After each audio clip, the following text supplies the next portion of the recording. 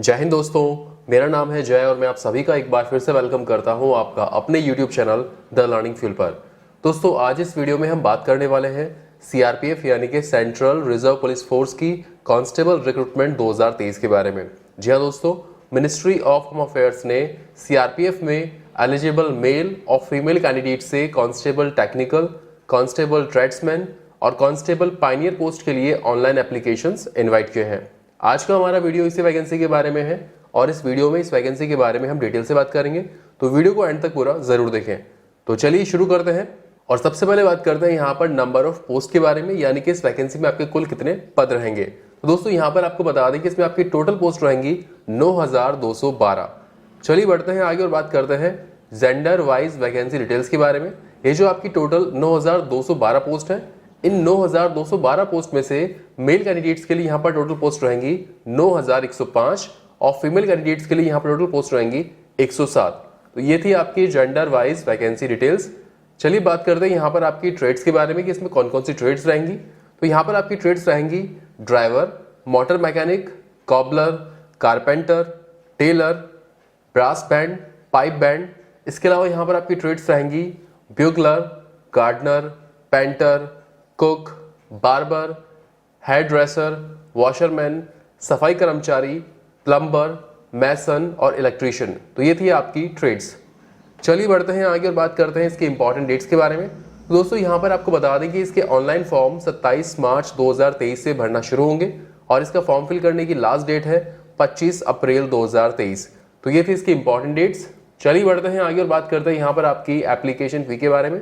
तो दोस्तों यहाँ पर आपको बता दें कि वो मेल कैंडिडेट्स जो कि जनरल, ओबीसी या फिर ईडब्ल्यूएस कैटेगरी से बिलोंग करते हैं, तो ऐसे मेल कैंडिडेट्स को ये फॉर्म फिल करने के लिए 100 रुपये फी का पेमेंट करना होगा। इसके अलावा वो कैंडिडेट्स जो कि SC, ST या फिर अगर आप एक्स सर्विसमैन है या फिर अगर आप कोई फीमेल कैंडिडेट्स है, तो यहाँ पर आपको कोई भी एप्लीकेशन फी का पेमेंट नहीं करना होगा। तो ये थी आपकी एप्लीकेशन फी। अब हम बात करेंगे यहाँ पर आपकी एज लिमिट यानी कि आपकी उम्र के बारे में। तो दोस्तों यहाँ पर आपको बता दें कि आपकी उम्र 1 अगस्त 2023 के हिसाब से काउंट की जाएगी। इस डेट के हिसाब से वो कैंडिडेट्स जो कि कांस्टेबल ड्राइवर पोस्ट के लिए अप्लाई करेंगे, तो ऐसे कैंडिडेट्स का जो उम्र है वो 21 साल से लेकर 27 साल के बीच होना जरूरी है। इसके अलावा आप किसी भी बाकी अदर पोस्ट के लिए अप्लाई करते हैं तो आपकी उम्र 18 साल से लेकर 23 साल के बीच होना जरूरी है। तो ये थी आपकी एज लिमिट। चलिए बढ़ते हैं आगे और बात करते हैं यहाँ पर आपके पे स्केल यानी कि वेतन के बारे में। तो यहाँ पर आपका पे स्केल रहेगा पे लेवल 3 के हिसाब से 21,700 रुपए से लेकर 69,100 रुपए तक। तो ये था आपका पे स्केल। अब हम बात करेंगे यहाँ पर आपकी एजुकेशनल क्वालिफिकेशन के बारे में। तो यहाँ पर सबसे पहले हम बात करेंगे कांस्टेबल ड्राइवर पोस्ट के लिए आपकी एजुकेशनल क्वालिफिकेशन के बारे में। तो अगर आप कांस्टेबल ड्राइवर पोस्ट के लिए अप्लाई करते हैं तो आपको भारत सरकार द्वारा मान्यता प्राप्त किसी भी बोर्ड से आपको 10वीं पास होना जरूरी है। 10वीं पास होने के साथ ही साथ आपके पास heavy transport vehicle driving licence भी होना जरूरी है। इसके अलावा आपने ड्राइविंग टेस्ट भी पास किया हो। तो ये थी आपकी कांस्टेबल ड्राइवर पोस्ट के लिए एजुकेशनल क्वालिफिकेशन। अब हम बात करेंगे कांस्टेबल मोटर मैकेनिक पोस्ट के लिए आपकी एजुकेशनल क्वालिफिकेशन के बारे में। तो अगर आप मोटर मैकेनिक पोस्ट के लिए अप्लाई करते हैं तो आपको 10वीं पास होना जरूरी है। 10वीं पास होने के साथ ही साथ आपके पास मैकेनिक मोटर व्हीकल के अंदर 2 साल का ITI सर्टिफिकेट भी होना जरूरी है। तो ये थी आपकी मोटर मैकेनिक पोस्ट के लिए क्वालिफिकेशन। अब हम बात करेंगे कांस्टेबल ट्रेड्समैन, मैसन, प्लम्बर और इलेक्ट्रीशियन पोस्ट के लिए आपकी एजुकेशनल क्वालिफिकेशन के बारे में। तो अगर आप इन पोस्ट के लिए अप्लाई करते हैं तो आपको भारत सरकार द्वारा मान्यता प्राप्त किसी बोर्ड से आपको 10वीं पास होना जरूरी है। इसके अलावा आपके पास जो है कम से कम 1 साल का एक्सपीरियंस होना जरूरी है इन रेस्पेक्टिव ट्रेड, यानी कि अगर आप मैसन ट्रेड के लिए अप्लाई कर रहे हैं तो मैसन ट्रेड के अंदर आपके पास 1 साल का एक्सपीरियंस होना जरूरी है। सिमिलरली अगर आप प्लम्बर या फिर इलेक्ट्रीशियन ट्रेड के लिए अप्लाई करते हैं तो इलेक्ट्रीशियन या प्लम्बर ट्रेड के अंदर भी आपके पास कम से कम 1 साल का एक्सपीरियंस होना जरूरी है। तो ये थी आपकी मैसन, प्लम्बर और इलेक्ट्रीशियन ट्रेड के लिए आपकी एजुकेशनल क्वालिफिकेशन। इसके अलावा अगर आप बाकी किसी भी अदर ट्रेड के लिए अप्लाई करते हैं तो उन सभी ट्रेड्स के लिए आपकी एजुकेशनल क्वालिफिकेशन रहेगी। आपको कम से कम 10वीं पास होना जरूरी होगा। साथ ही साथ उस ट्रेड के अंदर आपके पास प्रोफिशिएंसी और वर्क का एक्सपीरियंस भी होना जरूरी है। तो ये थी आपकी एजुकेशनल क्वालिफिकेशन। चलिए बढ़ते हैं आगे और बात करते हैं इसके सिलेक्शन प्रोसेस के बारे में। इसके सिलेक्शन प्रोसेस में सबसे पहला होगा आपका CBT यानी कि कंप्यूटर बेस्ड टेस्ट, जो कि आपका एक ऑब्जेक्टिव टाइप पेपर होगा। इसमें आपके टोटल 4 पेपर होंगे। यहाँ पर आपका पहला पेपर होगा जनरल इंटेलिजेंस एंड रीजनिंग का, जिसमें कि आपके टोटल 25 प्रश्न आएंगे और 25 प्रश्न आपके टोटल 25 मार्क्स के होंगे। यहाँ पर आपका सेकंड पेपर होगा general knowledge and general awareness का, इसमें भी आपके 25 प्रश्न होंगे और ये 25 प्रश्न आपके 25 मार्क्स के होंगे।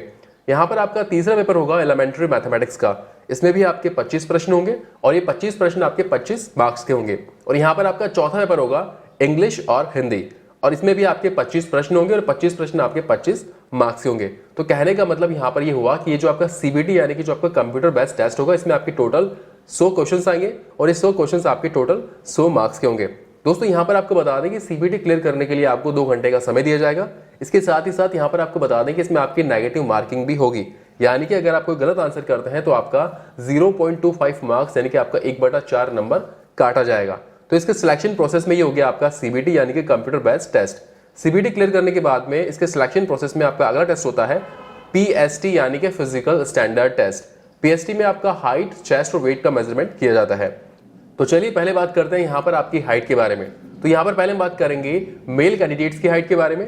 तो यहाँ पर आपको बता दें कि मेल कैंडिडेट्स की हाइट कम से कम 170 सेंटीमीटर तक होना जरूरी है। वही बात करें अगर फीमेल कैंडिडेट्स की हाइट के बारे में, तो यहाँ पर आपको बता दें कि फीमेल कैंडिडेट्स की हाइट कम से कम 157 सेंटीमीटर तक होना जरूरी है। तो ये थी आपकी हाइट।